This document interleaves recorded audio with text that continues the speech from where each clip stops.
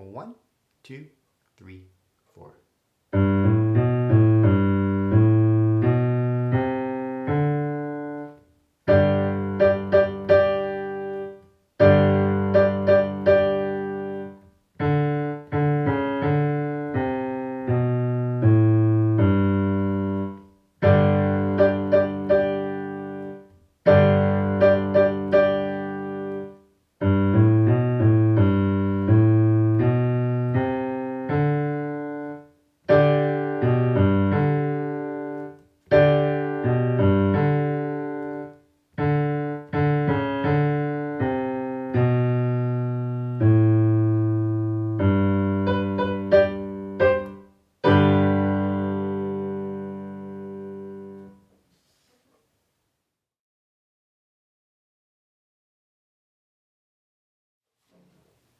Okay guys, this week we're looking at I Am the King. All right, in this piece, it's actually quite simple.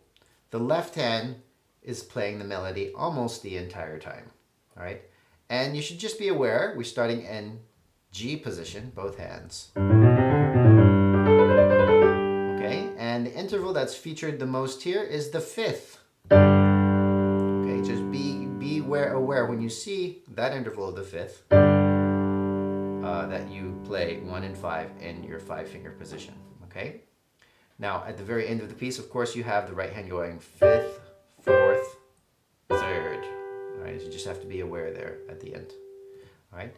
The only other thing to watch out for when you're playing this piece is the left hand in bars 5 and 13, okay? You'll see that there's a sharp sign, and 2 notes after the sharp sign, there's a natural sign, okay?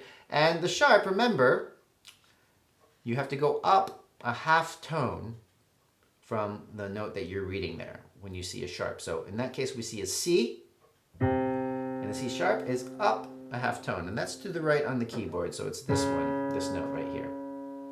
Okay?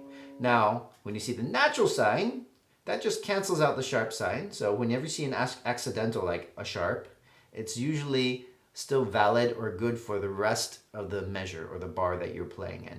And as you see, the last note of that measure is also a C. They don't want you to play a C sharp there. They want you to go back and play a C natural. So the natural sign just kind of puts it back down to the white key there, white C. Okay? Now, let's try the left hand and measure 5. So it looks like this. You're starting on a D. Play your C sharp, and down to C, and we'll step down to G.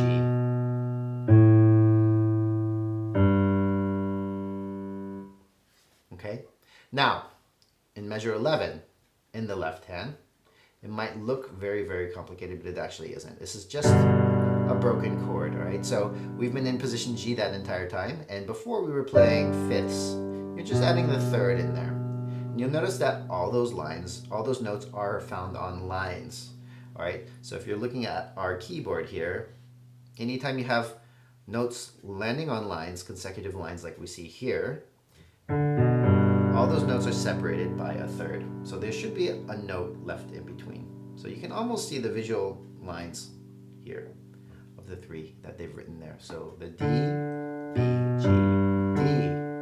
You're going to go back up to that 3rd line on the bass clef staff.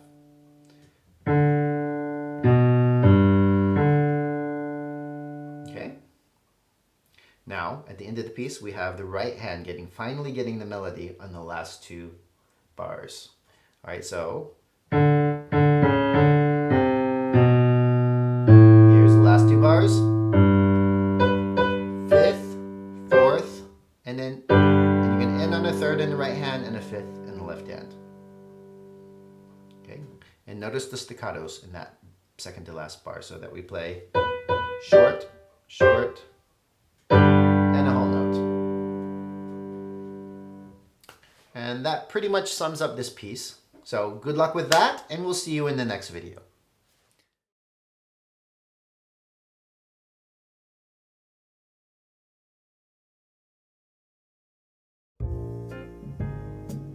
That's it for this video.